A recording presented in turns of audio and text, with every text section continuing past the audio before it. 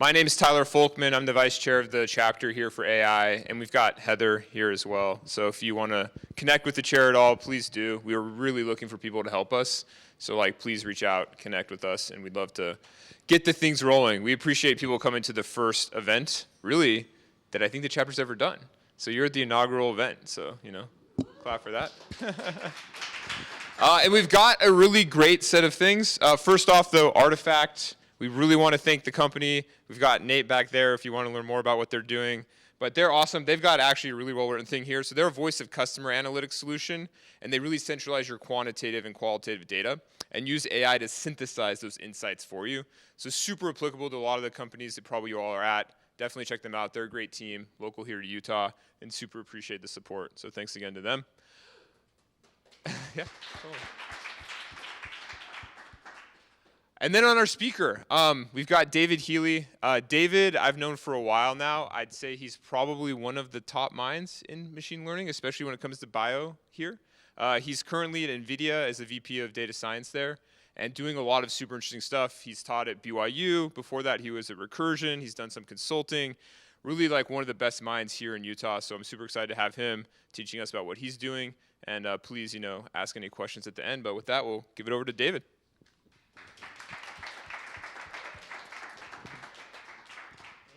Thanks for that intro. All right, let me see. Hey, there we go. All right, David Healey, way of introduction. I have a science background, coming from the sciences.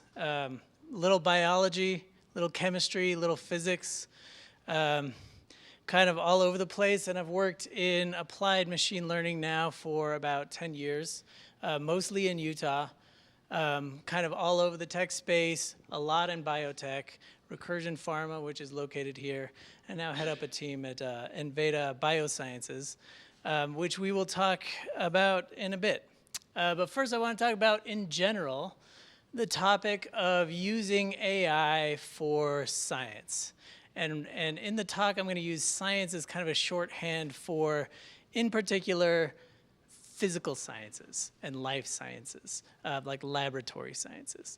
I think this is a field that AI is just barely touching, has not taken off yet, has not anywhere close to realize its potential.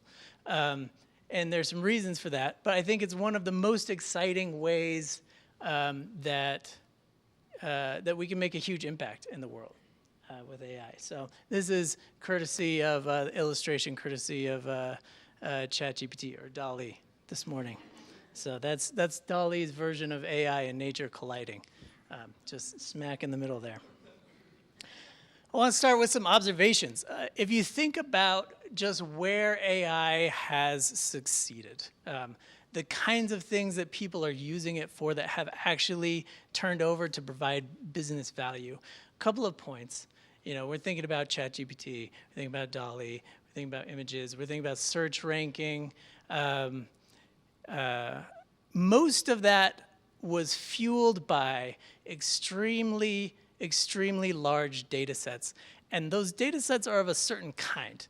They're human data sets, they're created by humans. And for the most part, if you're training on, some of the original foundational models, natural language processing, machine translation, trained on text on the internet.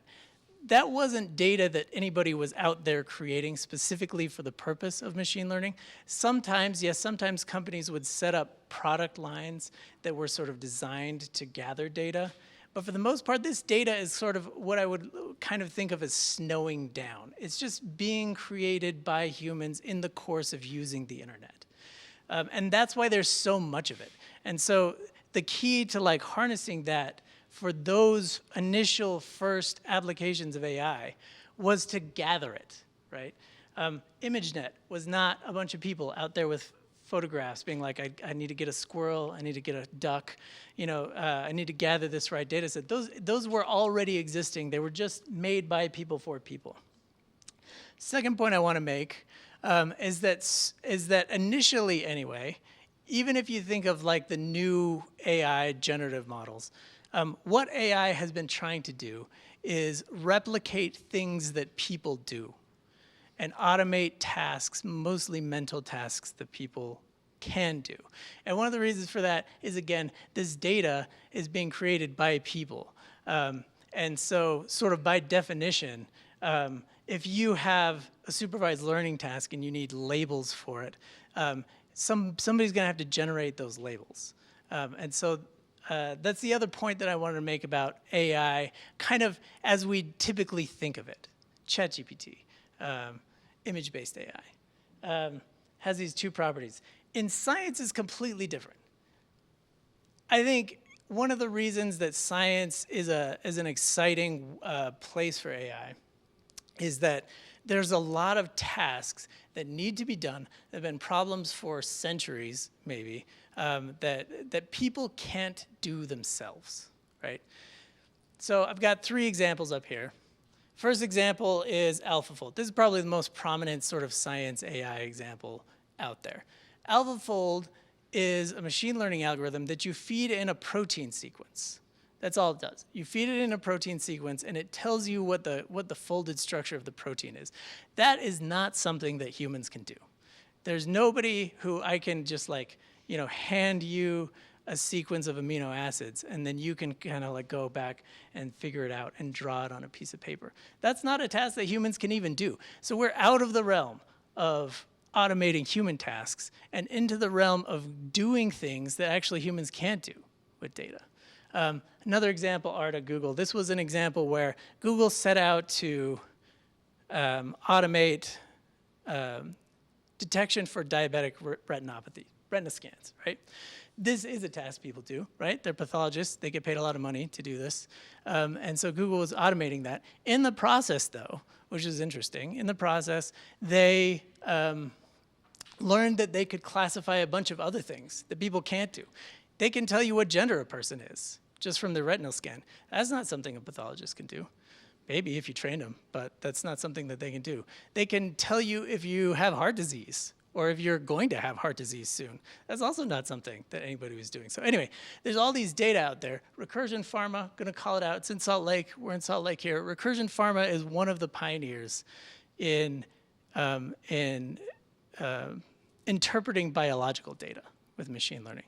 They take images of cells with microscopes, stained different parts of cells, where they've treated the cells with different sort of disease characteristics.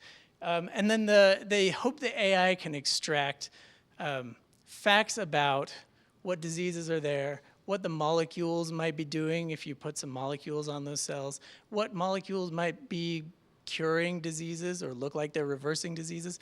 Those are all things, again, that there's not people that can do that. There's not people that do those tasks. This is one of the things that I think is so exciting about AI for science, is full of problems of kinds of data that people cannot actually interpret. We're going to talk more about it today. But the data problems are very different. So once you get into this realm, I think all of these are kind of interesting examples of the data. AlphaFold was trained on something called the protein data bank. It's like 140,000 crystal structures. DeepMind did not create that data set, right? That data set was created for 30 years or something. There was a whole field. There was when I was in undergraduate school, I was in biochemistry, it was very common for an entire PhD to be, you create one of these drawings. That was your PhD. If you could get a protein to crystallize, you could get the structure of the protein. That was a whole PhD. So there's thousands of people who spent their whole 5-6 years just generating one of those. Anyway, enormous amount of work. That's not something that's easily replicable, and there's not very many of those out there, just repositories of scientific data that people have been gathering for 50 years. And so this is a case where it's a problem a lot of people have been working on, but they had the data set for it already, and they were very clever. It was a very clever model. It's a fantastic model. The middle one was data that they had to borrow. You don't get health data very easily. You don't get scans, retinal scans. I mean, it used to kind of be easier than it was. I used to work in healthcare. It used to be a little bit easier. Now it's very hard to accumulate large healthcare data sets. Recursion Pharma generates their own data. Those data sets don't exist outside of small data sets in academia. And so Recursion Pharma is sort of one of the very first and still really one of the only successful examples of a company that sets out to solve a science problem with AI by specifically generating a massive amount of data set in-house. And they're sort of like the poster child for that in the world. So anyway, this is my point. There are unique opportunities in science to generate the data that you need to solve the problem. Recursion Pharma was the example that I gave. I'm going to give some other examples just in the area. Leash Labs. Leash Labs is like 3 guys in a basement right now. They are trying to tackle probably what is like the biggest problem in drug discovery, data problem, which is, can you take a protein, this is another protein, it just looks different than the DMind one, different representation. This is a little molecule binding into a pocket of a protein. That's kind of how pharma thinks of how drugs work. You bind into an active site of a protein. So being able to predict what kind of drug would bind into an active site of a high profile target protein, that is like 60% of the AI being done in pharma right now. Is that this lab has already, out of their basement in Salt Lake, generated like 12 billion data points. They came from Recursion, so we all sort of have this idea of like solving science this way. Maybe the biggest data set of its kind in the world. They're going to release it on Kaggle in a couple of months. Just a couple guys in a basement, like less than $1 million or something it took them to do this. Another example, out of the realm of drug discovery. I'm going to go out of the realm of drug discovery. Zanskar Geothermal, anybody know? Anybody ever heard of them? Again, very small. They happen, though, to have been accumulating all of this data, satellite imagery about the world in the search for new geothermal power sites. So clean energy, and again, small team, just getting the data. In this case, very interesting, because the data, a lot of it comes from, they're not generating, but SpaceX, because SpaceX has made rocket flight launches so cheap, all of a sudden there's like a whole new wave of people being like, whoa, we could put a bunch of stuff in space. Like, what should we put in space? We should put maybe some like sensors on the satellite, maybe these other kinds of sensors. So anyway, there's a whole flood of data coming in. New data, physical data about the world. They're gathering all that up, and they've already found like more sites than anybody or something like that. And again, small Utah company, science-based. This is a great place to be for doing science in AI. Okay, switch gears. I'm going to talk about what we're doing at Enveda. Before I start, I want to like calibrate a little bit. Who here would consider themselves an AI practitioner? Like training models. Okay. Who here would consider themselves a data scientist but not necessarily AI?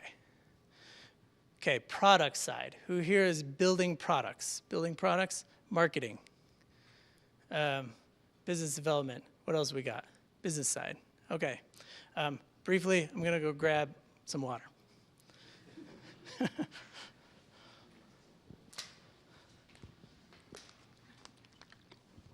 Okay, we're going to talk about chemistry. Enveda Biosciences is trying to solve a very central problem in chemistry, which is what is in the thing. This is a thing that a lot of scientists want to know. If you're a scientist, you might be trying to diagnose cancer, or you might be trying to just see what kinds of cancer it is, or find biomarkers for it. You might be an EPA agent and you're looking to see what kinds of toxins are in the soil. There's just like a million kinds of things that have the framework of what is in the sample. If you've heard the term genomics, transcriptomics, this word omics, this is sort of like the way that life sciences in particularly has been going the whole last 30 years, which is it used to be that you used to want to know whether one specific thing that you were looking for was present or not. One gene, do you have it? One molecule, is it in there? It's diagnostics. Do you have it? Now it's because of sequencing, we want to know what everything is. Because sequencing allowed you to suddenly, high throughput sequencing allowed you to suddenly sequence every gene in the body. And what that opened up, oh, that didn't work. There we go. What that opened up was, if you could sequence the genes, you could also know what the mRNA was. That's called transcriptomics. You could also kind of, a little more complicated, but still relying heavily on sequence information, you could tell what the proteins are. And so all of a sudden you could see inside living systems, inside cells, every single gene, every single mRNA, every single protein. And it was such a massive data. Richer description of biological systems. The only thing that did not help was the very end of this sort of like chain of maybe you recognize from high school biology or something, where you go like DNA, RNA, protein. What the proteins are a lot of doing is broadly called metabolism. They're making molecules and they're breaking down molecules. Everybody has tens of thousands of molecules in their body. There's hormones, signaling molecules. Anything that a drug is doing, small molecule drug, is probably mimicking something in your body that falls in that category. That is not helped by sequencing, and that is still in the dark ages. So that is still sort of like, you cannot answer the question, what is in it, about molecules, small molecules. That's the problem that Enveda Biosciences we're trying to solve. The reason we're trying to do that is for drug discovery, initially, Enveda. I don't know if you all in elementary school, like me, all through public school, all through school, important to save the biodiversity of the earth, right? The biodiversity of the earth is decreasing. We have fewer species. It's valuable. It must be preserved, right? What was the reason everybody said that? The reason they said it is because there might be drugs. That was one of the reasons, right? There might be valuable molecules in there. And they are not joking about that. There are a lot of valuable molecules. About a third of FDA-approved small molecules. There's only about, okay, there's three ways, basically, that you can get a drug. Three sources of drugs. You can make it synthetically, so there's big synthetic libraries. You can find it, something that already exists in nature. Or there's a third category, which is biologics, which is like you can build like big DNA, mRNA vaccines. Those kinds of things are called biologics. So, but of the three, yes. Oh, got it. Of the three, natural products, which is finding the drug in nature, is by far like the least done in the world. It used to be pretty big. That used to kind of be the only way you found drugs. But when people got really good at synthetically making things, they stopped looking for drugs because that was hard. The reason why it's hard to find drugs in nature is because if I have, even like I have a fungus or something, that maybe it kills a bacteria, and I'm like, oh, I'm gonna make an antibiotic out of this fungus. You gotta figure out what the thing is. And that is really hard because there's tens of thousands of things in there. So whatever that molecule is, you gotta somehow separate it out from all the others. And then you have to figure out how to make it, synthesize it, figure out what it looks like. It's just the chemical world of nature is extremely mysterious. So, but some of the most influential, about a third of the drugs, third of the small molecule drugs approved by the FDA come from nature. And some of the most influential first-in-class drugs ever. So if you could just get an easier way to figure out what everything is, that would be very valuable for drug discovery. So here's our foundational technology. It's called mass spectrometry. We did not invent it. It's been around for 30 years, but it's probably more than 30 years. It's probably been around for 60 years. But recent advances in mass spectrometry has made it suddenly sort of possible to do this. Here's how it works. You start out with a bunch of samples. And we do this high throughput, robots. Bunch of samples. Each sample maybe is an extract of a plant or something. And so think each of these samples has tens of thousands of molecules in it. Separate it out with a thing called liquid chromatography that helps separate the molecules sort of chemically along a gradient. Then you do this thing called mass spectrometry. We're going to get a little bit technically into detail. But the basic idea is each thing sort of goes into this machine. becomes ionized, which means it takes on an electrical charge. And then if you put something with an electrical charge in a magnetic field, that thing will shoot. You can shoot things.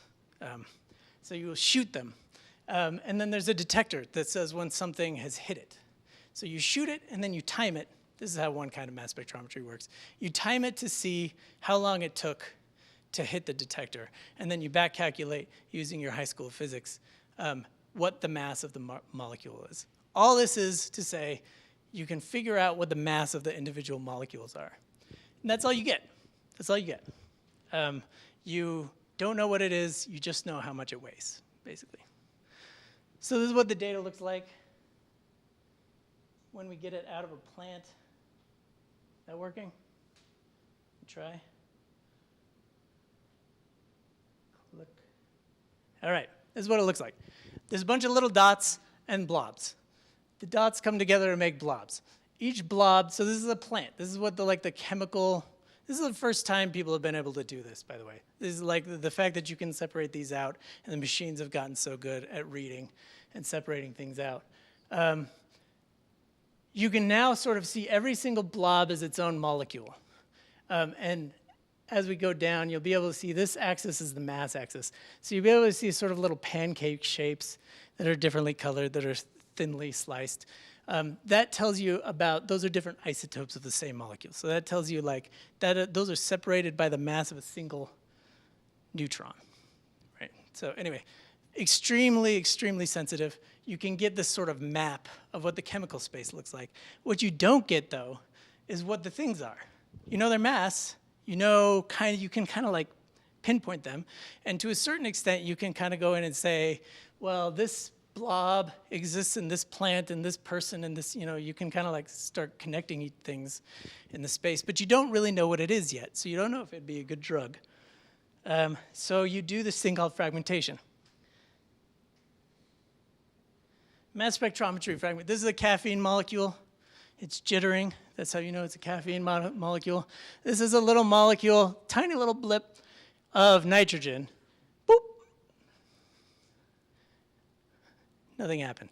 That is a simulation of like a quantum chemistry simulation of what you're trying to do with fragmentation, which is that you shoot molecules really fast through a curtain of little nitrogen particles, and if they hit them, sometimes they break. This one didn't break, but it at least demonstrates this idea of what's happening. This molecule is passing through and knocks into some things. The next slide, it will break. This one's going to break. In this one, if we, remember the molecule's moving, if we instead just sort of like fix the molecule in place and have the nitrogen hit it, this is what it looks like. So you break it apart, and then you measure the mass of the parts. Woo! All right, you broke it to pieces. That's not a caffeine anymore, but it's a different kind of molecule. Then you have those pieces, and then you do the same thing. You measure the mass of the pieces. So you might say, okay, this is a nitrogen and 1 carbon, 2 hydrogens, this chunk here. That weighs 28 daltons. So you say, okay, this is what a mass spectrum is, 28 daltons. Now you say, now, there was one that flew off, if you remember. That was another CH. So you say, okay, CH, there's 4 of them, 13. So you'll detect 4 times more at that mass. Anyway, this is what's happening in a mass spectrum, just so you know. And this is what they look like. This is a mass spectrum of caffeine. There's a million of these things, because every time a molecule hits, it might break apart differently. But if you do trillions of them, you get the same sort of distribution of masses. So this is the data. This is the data that tells you what the things are. The problem is, interesting, that one did not clear. There it goes. Okay, the problem is, all you have are those blobs. You have little fragmentation spectra for each blob. What you would like to know is what the molecule is.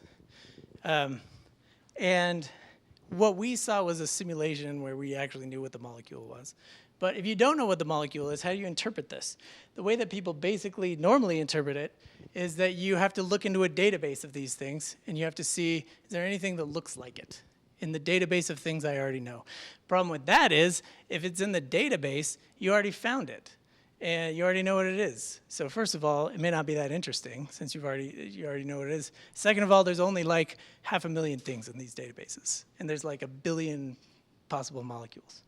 So not a very good way to do it.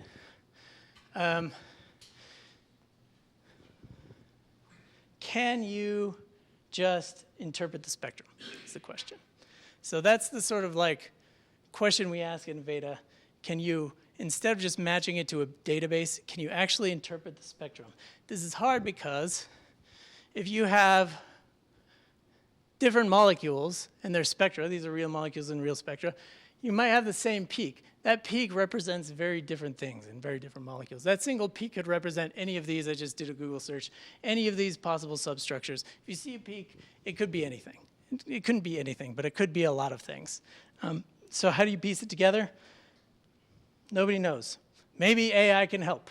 So this is sort of our unique thing at Enveda. We say, look, these mass spectra, even though each peak means something different in a different context, you get sort of like patterns, right? If you have these, here's a molecule, that if you have this kind of part of that molecule anywhere, these same peaks are going to show up, maybe. If you have this part of the molecule, these blue peaks are going to show up. So with specific examples, we can find those sort of diagnostic peaks. But could we sort of do this globally? Could we just feed them all to a machine, have the machine figure it all out? No people can do this. False. There's like one person who can do this, but it takes him like a day or 2 days per spectrum. He can sit down and like, there's more. There's a few people in the world who could like sit down and like figure out what the molecule is. Not always though. And it's very technical. But the structure seems very similar to natural language, which is the thing that transformers are really good at, right? Because self-attention allows the transformer to say, if the animal didn't cross the street because it was too tired, to learn that it is referring to the animal because of the word tired.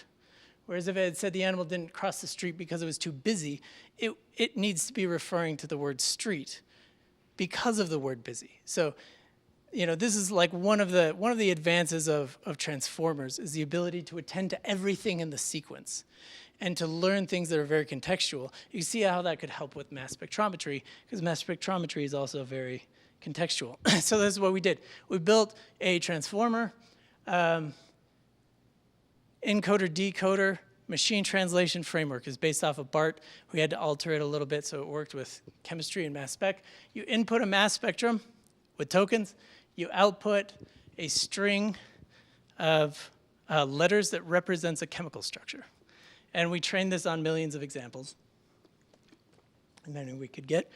And we immediately got state-of-the-art results, like twice as good as looking it up in a database and just grabbing the closest thing. Still not great. 15% is not fantastic, but a lot better than 5%, which is normal. So, and this is just sort of like the first pass. Now, a thing you might have been asking yourself is if we could make that simulation that we just saw of the caffeine molecule breaking up or the other molecule breaking up, why don't we just run that simulation a million times and just generate a bunch of synthetic data that way and then train it back the other way, is what you were thinking. And the answer is because those simulations, even though they look nice, they're not very accurate. So we can't do that. So instead, we trained another machine learning model. This one is a graph neural network. In a graph neural network, you set up, in this case anyway, you set up the graph as a molecule where the edges are atoms. The nodes are atoms and the edges are bonds. And the molecule learns sort of like the local context of the atoms and what bonds are likely to break up. And we use that to predict what the spectrum is. And again, get sort of like, you know, best in class accuracy at predicting this task. Now, what we're doing now, and this is just like now, like last week, we're training a foundation model in the same way that you train a language foundation model. And the reason is that there are like 1 million pairs in the world of like, we know what the atom is, we know what its spectra is, and only like 50,000, sorry, the molecule, only like 50,000 molecules have spectra. There are billions of spectra out there in repositories that you don't know what they are. And those have just been sitting there because nobody has thought they've been worth anything. When I first started, I was talking to somebody who ran the repository, and he was like, well, we have billions of spectra, but they're not labeled, so they're not going to be of use to you. And I was like, whoa, they will definitely be of use to us, because you can do this kind of thing with that. You can mask out a peak, just in the way that you mask out, in the way that BERT was trained. These natural language models, you mask out part of the data, and you ask the model to predict what the masked piece is based on the rest of the input. And if it can do that, then it knows the language, right? If you can do that task, then you know the language. If I can just mask out some words and you can make a pretty good guess at what they are, then you've learned the language. So we're learning the language of mass spectra by just feeding it billions of examples of mass spectra that are totally unlabeled, which is very fun. And one of the reasons it's fun is that companies have a data advantage here. So somebody recently, sometimes scientific advances come because you need new ideas, and academia is pretty good at doing that. Sometimes you just need to gather a lot of data, and so you need resources. So you need to be a drug discovery company that has raised a lot of money to discover drugs. Now you have resources to generate data. So now we are in the process of generating our own data. By the end of this year, which is a month from now, we will have 5 times more labeled data than exist in all public repositories since the invention of mass spec. And we will just like shoot up from there. We have also gathered about 1/3 now of the total number of, just screening on our own machines, the total number of mass spectra ever put in public repositories. So in a couple of years, we will have more of that too. More labeled data, more unlabeled data. We'll be in a good place. It's working out. The company, we have like 10 drug programs, all found from nature, over a wide number of diseases, a lot of inflammation, a lot of fibrosis, gut, dermatology. We're hoping to have a few programs enter clinical trials next year. So very exciting. We're going to have very well. I want to say thanks to everybody. Thank you for the invitation. Thanks to the team. The team is located a lot in Boulder, Colorado. A lot of people here. A lot of people in India. We have a large facility in India where a lot of the science gets done. That is my talk. Thank you. I'll take questions.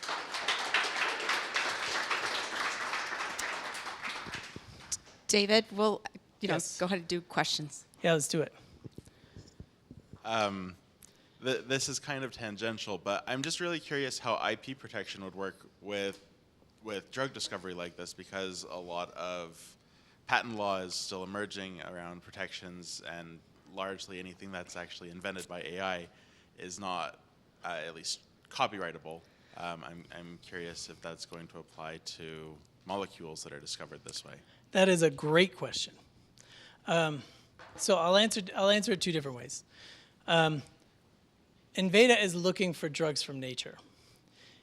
You can't patent the structure of a drug that exists in nature. That's just like not true. And that is honestly one of the reasons why pharma companies don't really actively search nature. That being said, most things that you find in nature aren't drugs yet. And what I mean by that is they might work. They might even work if they're like a plant and you chew it, or like an oil or whatever. They might work. But they're not, you can't use it in a pill. It's too toxic. Your body clears it too fast. I don't know. It doesn't absorb orally. There's a number of reasons why most things you find in nature are not pills yet. They're not like medicines yet, and you have to change them. So once you change them, then that's a new drug. So you might have to change it a little bit to make it more orally bioavailability. So you can patent those. Other things are, very recently, just like last few years, there's been a lot of companies around like psilocybin, CBD, a lot of companies making drugs for depression, psychological diseases. That has driven, and those are all natural products, right? And most of them aren't changed at all. A Pedialex is just CBD in a pill form. Those they're billion-dollar companies that don't have any IP. It's called composition of matter IP. In terms of AI designing the drug molecule, it's not a copyright thing. It's just whoever, if it doesn't exist in nature, whoever draws, you can go out and patent whatever you want right now. Like if you want to spend the money, you can draw a molecule that doesn't exist, and you can say, I hereby patent this molecule for this disease. It's just, unless you have a reason to think that that would actually work, it might not be worth it. But you can patent. So I don't think right now that the FDA, I haven't heard anyway, that the FDA cares whether AI generated it or whether a person made it up or a different algorithm made it up. So there are a lot of companies, AI companies that are working on trying to design drugs, have the AI design the actual molecule. That's not what we're doing. We're trying to discover what the molecule is that already exists, but that is a very common way to do it. Two quick Yes. questions. One is you've made this on the kind of the beneficial side. What about changing the 1 to a 0 and making it on the detrimental side as a concern for the future? And then secondly, what do you think about the recent news with Sam Altman? Right. Man, that's crazy. Second part first. Yeah, that's wild. I was blown away like everybody else. I was celebrating my anniversary with my wife, and I was like at dinner the whole time being like, oh my gosh, Ilya's turned against, look, Sam Altman, what's happening? Anyway, this is wild, it's crazy. I have nothing else to say besides it's a crazy ride. The first thing you said was interesting because there's always a flip side, right? If you can, in particular in the design of drugs, I feel like there's a lot of danger. The reason why there's danger is that a lot of the reason why you don't get a ton of new street drugs, there are a lot of like street drugs, recreational street drugs that come out, but there's not like a million every year, right? There's not a lot. And one reason for that is it's very hard to synthesize new molecules. You can't, it's not the case that you can just draw a molecule and then like actually make it. The number of things that are synthesizable are kind of hard, and it's hard to like Breaking Bad style. It's actually hard to like get a good synthesis of a molecule. And so that gating of like experts has kind of kept a lot of bad actors back, right? You can't just wake up one day and be like, I'm going to be a terrorist. I'm going to make like a horrible molecule that's going to make everybody sick or die. And I'm going to go into my basement right now and make it. But one of the I could easily see, it's not happening yet, but there are people working on it, working on the AI problem of how to have the AI figure out how to make the molecule and like tell you the steps you have to do to create exactly what you want with high enough purity, with high enough, that could really easily lower the barrier. Lower the barrier for good things, lower the barrier for making drugs. A lot of little tech startups could make new drugs.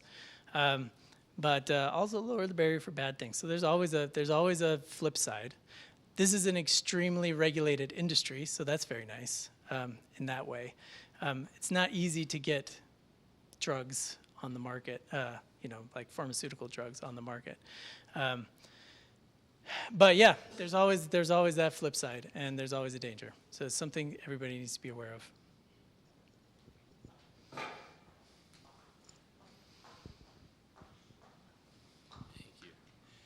So this is really cool, by the way. The graph neural network experiment that you were running. Yeah. I'm curious to know what the biggest learnings there were, especially given the fact that like homology and local homology in the case of like a molecule and how these molecules are shaped and how they're mapped by scientists and the fact that they afford themselves to graphs in a really nice way.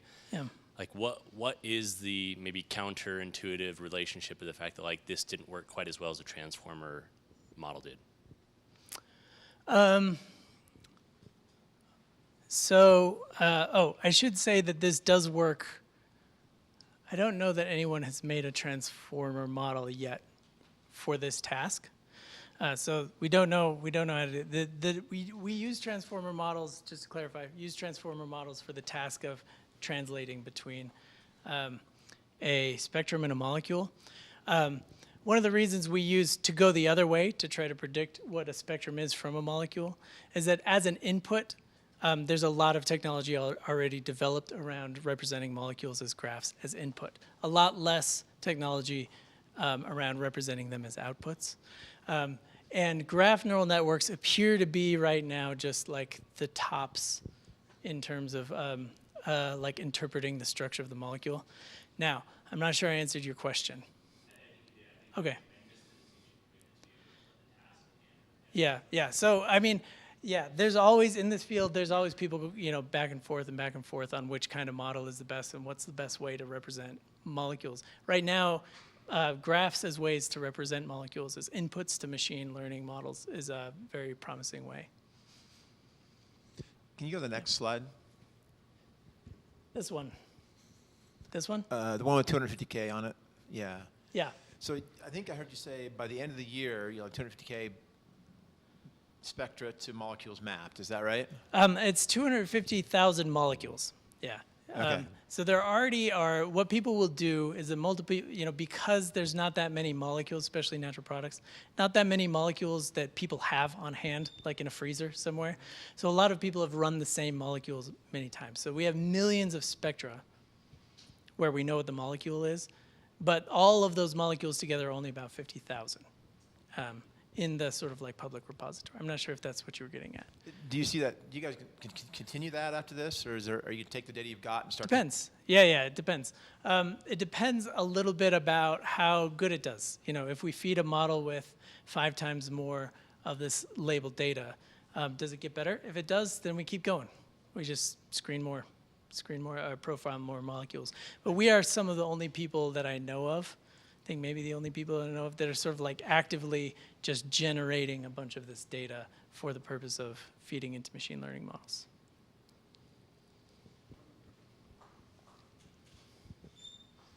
I'm curious, with a data set that size, what size models are you trying to train, and how long is it taking you, and what is it costing you to train those BERT encoders? Yeah, the BERT encoders are expensive, right? They're not cheap.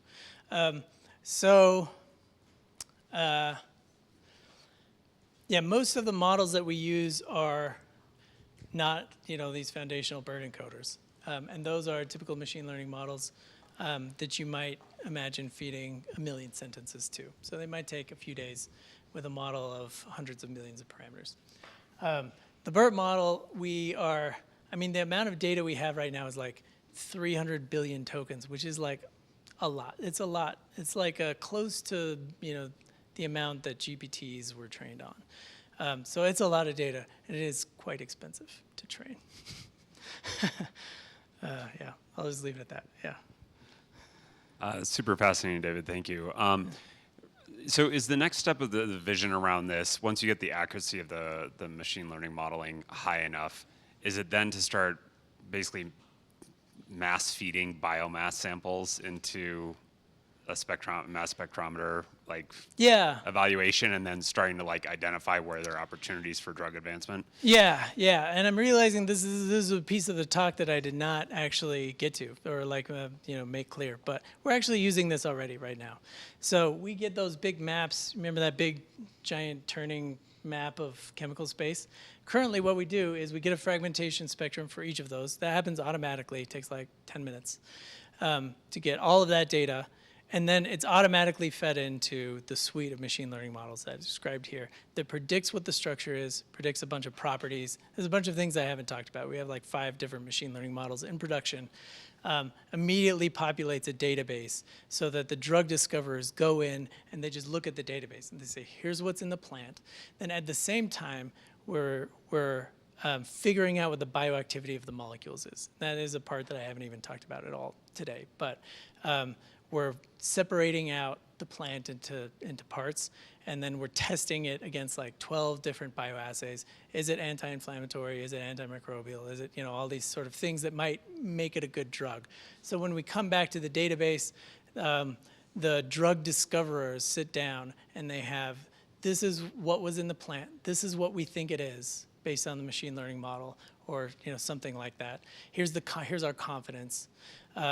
And then here's what biological properties we think it has. And they just go through that database and find things that they want to pursue for drugs. So that's how we do it. And that is in production today.